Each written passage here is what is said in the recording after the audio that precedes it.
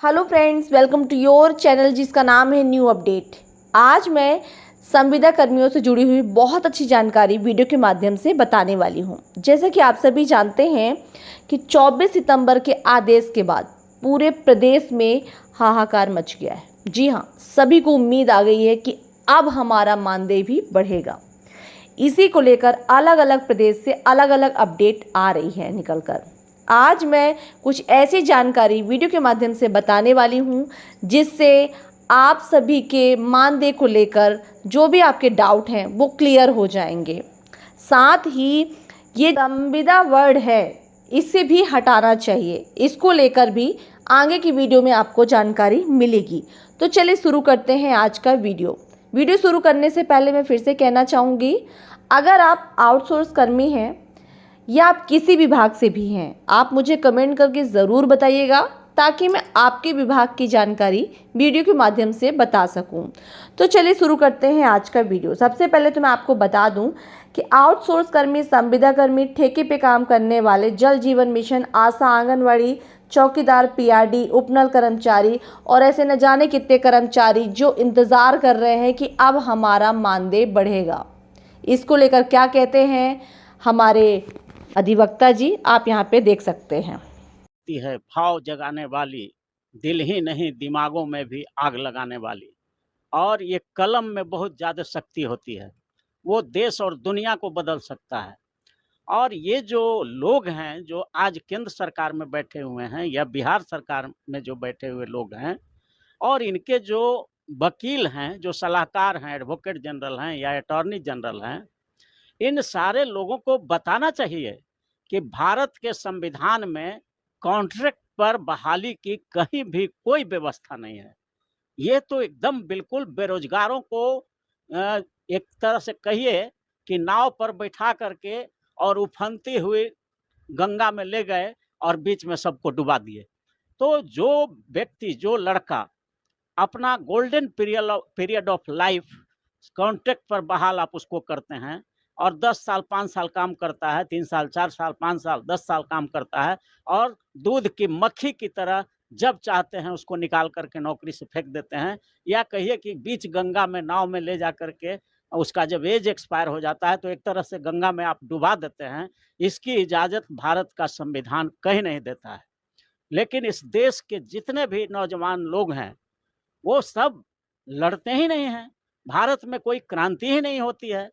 अब ये लोगों से पूछा जाना चाहिए, धरना का विषय ये होना चाहिए, प्रदर्शन का विषय ये होना चाहिए, जंतर-मंतर पर लाखों बेरोजगारों की फौज उतरनी चाहिए, पटना के गांधी मैदान में बड़ी मीटिंग होनी चाहिए कि बताओ हमको कि भारत के संविधान के किस आर्टिकल में लिखा हुआ है कि संविदा पर बहाली किया जाएगा। भारत के संविधान का आर्टिकल 14 और 16 क्या कहता है? 14 कहता है कि equal protection of law and equality before the law. इसका मतलब होता है कि देश के हर नागरिकों को कानून के समक्ष बराबर माना जाएगा और बराबर का प्रोटेक्शन उनको दिया जाएगा। तो एक आदमी को आप रेगुलर बहाल कर रहे हैं और उसी काम के लिए एक आदमी को आप संविदा पर बहाल कर रहे हैं, जबकि संविदा पर बहाल करने का कहीं संविधान में कोई कानून नहीं है। ये तो बिल्कुल तानाशाही सरकारों का ये लक्षण है। और हमारे देश के बेरोजगारों का अ, कोई बहुत मजबूत संगठन नहीं है, इस वजह से वो लोग लड़ नहीं पाता। नहीं तो मांग ये उठनी चाहिए कि भारत के संविधान के उल्लंघन करके आप संविदा पर बहाली नहीं कर सकते। आपके पास अगर संसाधन कम है तो आप 10 ही हज़ार महीना दो, 15 ही हज़ार दो, नहीं है साधन तो।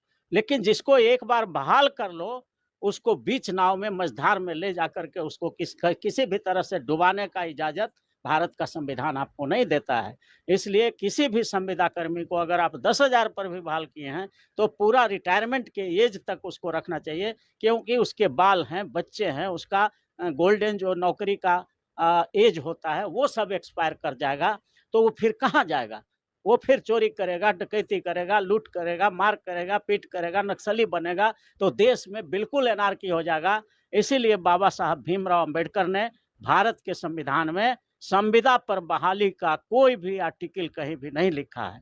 16 4 कहता है, 16 कहता है आर्टिकल संविधान का कि पब्लिक एम्प्लॉयमेंट माने सरकारी नौकरी में सबको बराबर ट्रीटमेंट किया जाएगा, सबको बराबर का चांस दिया जाएगा।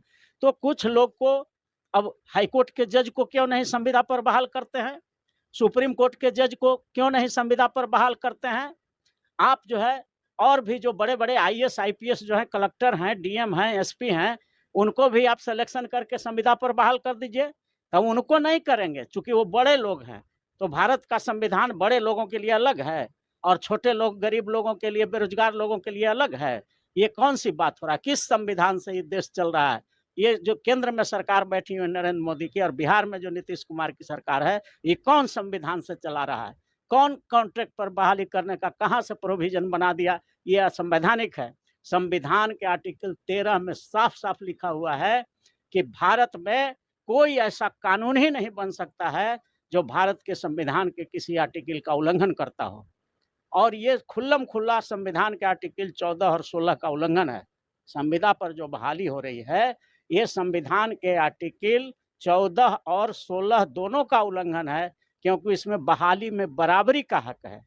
अगर एक आदमी को आप अगर हाई कोर्ट के जज को, सुप्रीम कोर्ट के जज को, जिला न्यायालय के जज को, डिस्ट्रिक्ट जज को और छोटे-छोटे न्यायालय के जज को संविदा पर नहीं करते हैं, तो फिर इन बेरोजगारों के साथ आप मजाक क्यों करते हैं?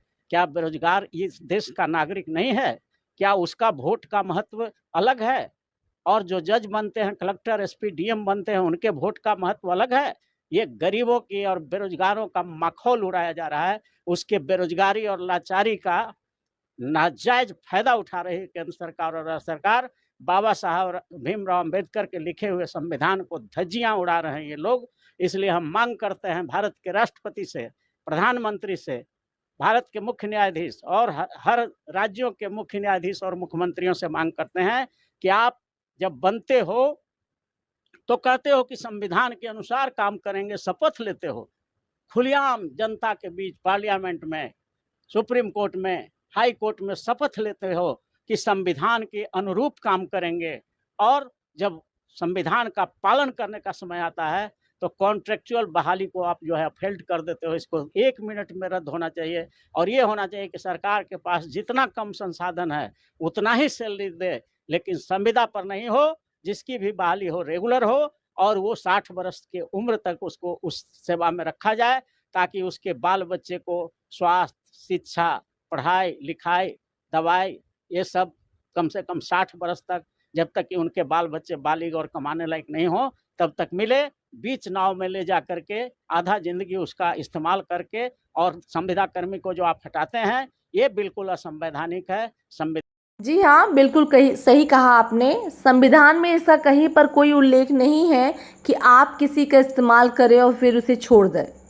ऐसे बहुत से कर्मचारी हैं जो अपनी पूरी लाइफ लगा देते हैं देश की सुरक्षा और देश के कार्य में, मगर फिर भी शासन प्रशासन को ये सारी चीज़ें नहीं दिखती हैं। ऐसे बहुत से विभाग हैं जो अपने मानदेय को लेकर इतना परेशान हैं, चाहे वो ग्राम चौकीदार हों, पीआरडी जवान हो, उपनल कर्मचारी हों या आशा, आंगनवाड़ी, सभी को लेकर, सभी अपने मानदेय को लेकर परेशान हैं। जैसे कि आप लोगों ने देखा कि कैसे आप लोग की परेशानी दूर हो सकती है। मिलती हो अगली वीडियो में एक नई जानकारी के साथ। तब तक के लिए नमस्कार। वीडियो बने रहा कीजिए, वीडियो देखते रहिए।